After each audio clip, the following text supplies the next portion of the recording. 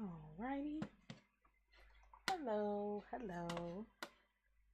Hello, I'm Jewel Martin. I am the CEO and instructor at Jumpstart with Jewel, providing educational and tutoring services to adolescent and adult students. Hey there on Facebook, how are you? So I thank you for coming in. I thank you for sharing this out. We serve students that need assistance, whether it be in traditional schooling, whether they're returning to school.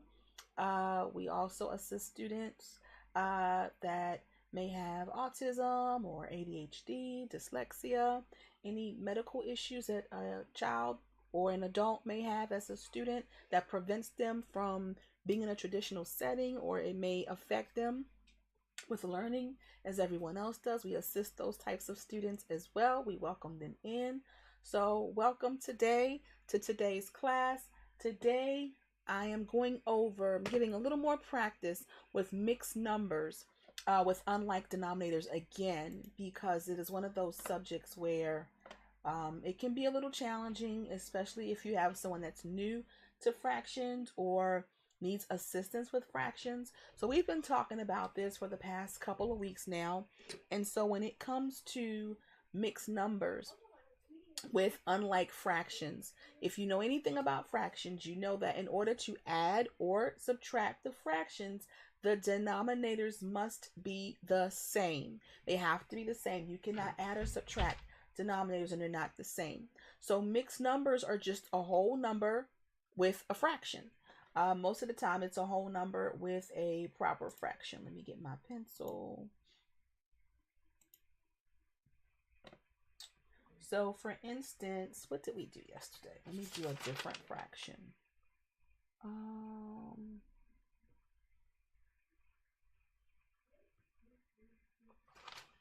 This is a pretty, let's do this one.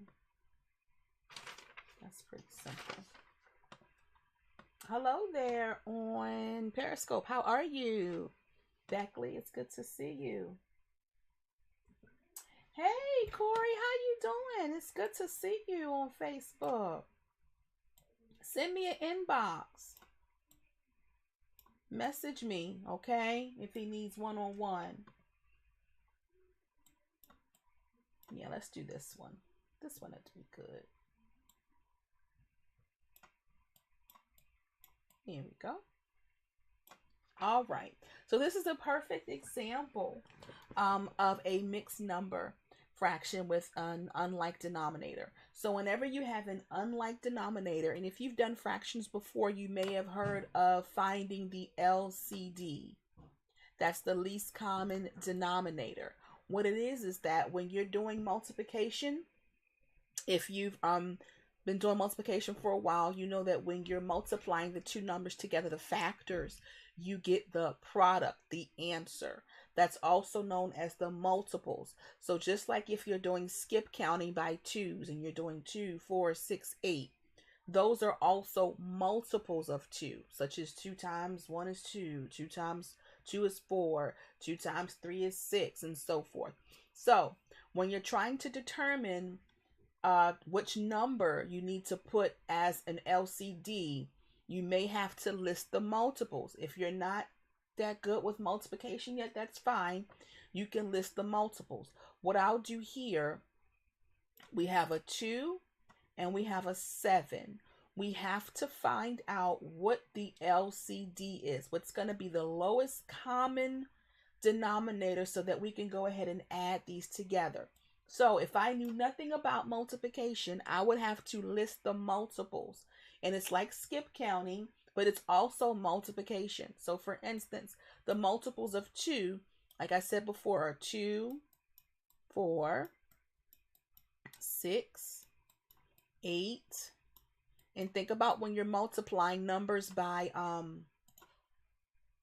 2. 2 times 1 is 2. 2 times 4, 2 times 2 is 4. 2 times 3 is 6. 2 times 4 is 8. 2 times 5 is 10. 2 times 6 is 12. 2 times 7 is 14. Then if you list the multiples of 7, Think about skip counting if you're not that good with multiplication yet. And if you are good with multiplication, think about your multiplication facts.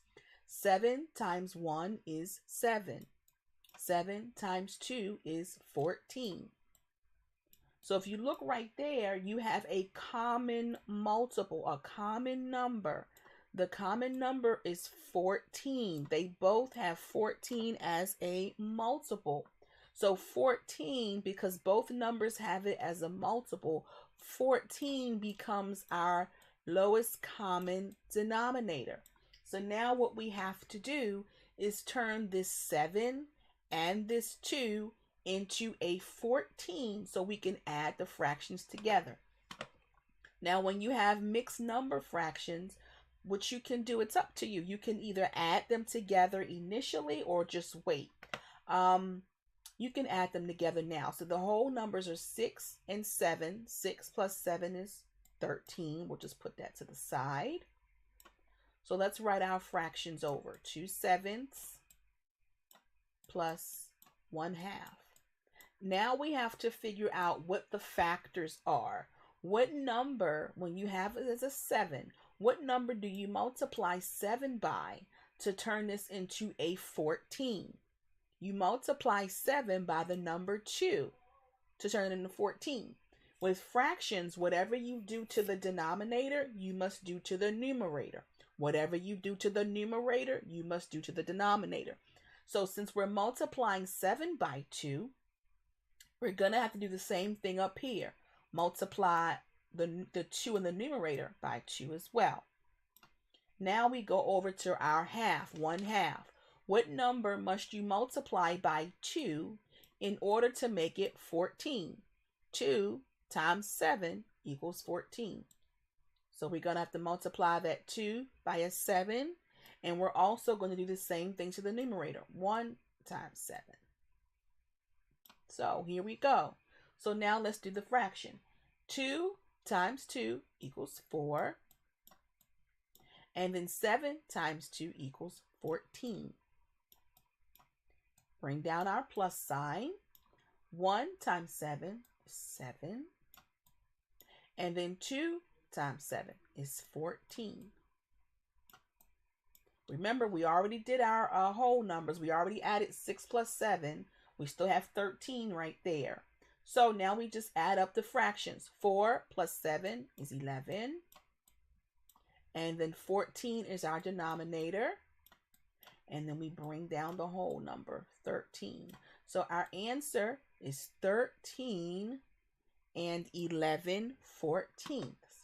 And that's the way you're doing it if you're doing addition. Let me see. I think I have a subtraction. There we go. I have one that's subtraction.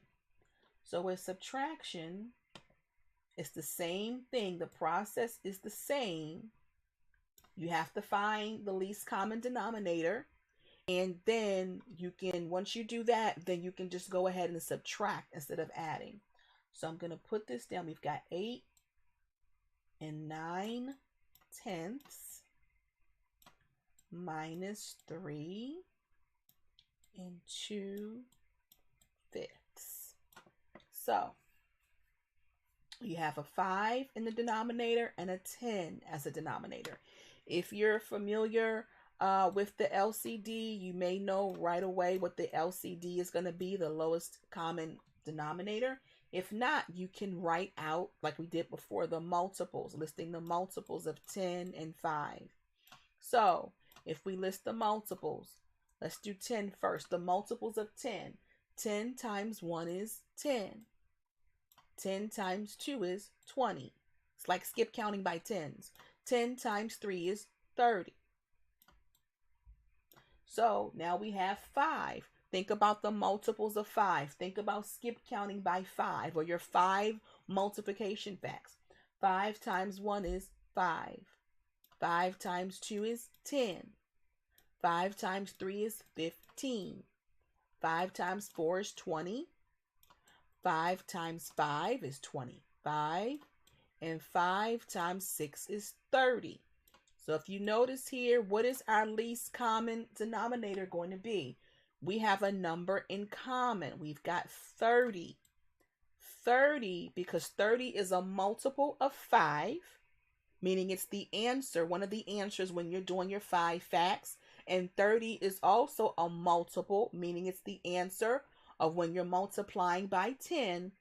30, since they have that in common, 30 is going to be our LCD, our least common denominator, or you might hear lowest common denominator. So now we have to take our fractions and turn the denominator, the numbers in the bottom, to 30.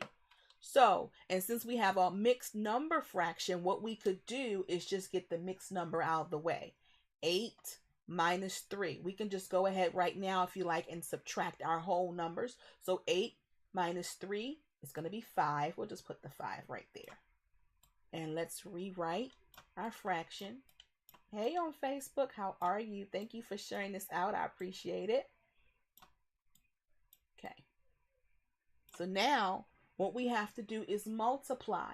Now you have to, this is why you have to know your multiplication facts. I always tell my students, whether they're children or adults, you got to know your multiplication facts, especially when you're doing fractions, because it makes it easier and it helps you out.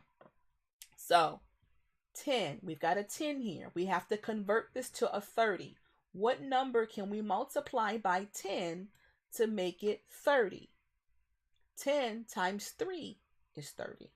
And again, we have that rule with fractions. Whatever you do to the denominator, you do to the numerator. Whatever you do to the numerator, you do to the denominator. So we also are going to have to multiply this 9 in the numerator by 3 as well. Then we go over here to this fraction, 2/5. We've got a 5 here. What number do we need to multiply this 5 by to turn it into a 30? 5 times 6 is 30. So, since we did that to the denominator, we have to do it to the numerator. Here we go.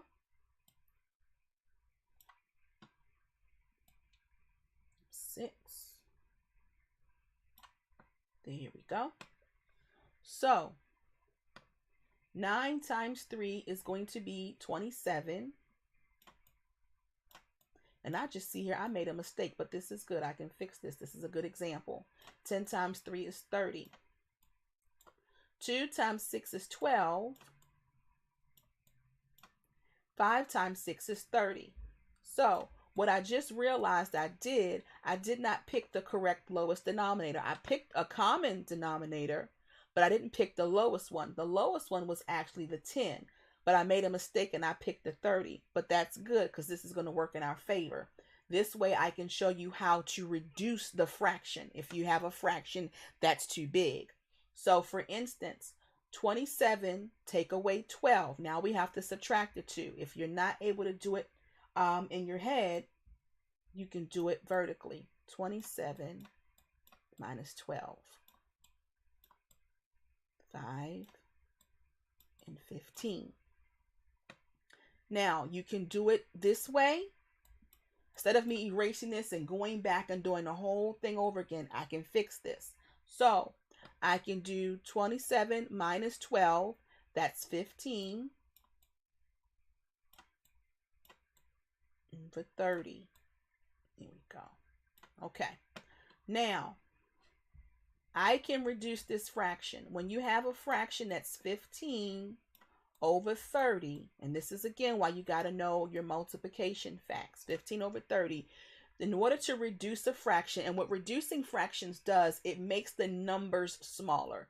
This is a large number for a fraction, 15 over 30. Remember, your denominator is the total number of parts. The numerator is usually the parts that are shaded in, the parts that they're counting. This fraction can actually be reduced. When you think about the multiples, think about your factors as well. 15 and 30. 15 is a factor of 15, of course, of itself. 15 is also a factor of 30 because 15 times 2 is 30. So what I can do to reduce fractions, what you do, you multiply the numerator and the denominator by the same factor that they have in common. I'm going to multiply these both by 15. 15 divided by 15 is 1. 30 divided by 15. 15 goes into 30 two times. So now I've taken the 15 over 30, turned it into a half, and then don't forget we still have our whole number right here, the 5. So we'll bring this 5 down, and now our total is 5 and 1/2. Okay? So I hope that was helpful. If you have any questions or anything, you can always go to the website jumpstartwithjewel.com. You can message me on Facebook, or you can even send me an email at jewel@jumpstartwithjewel.com. So have an awesome day. Have a good weekend, and I will see you on Monday. Take care. Bye-bye.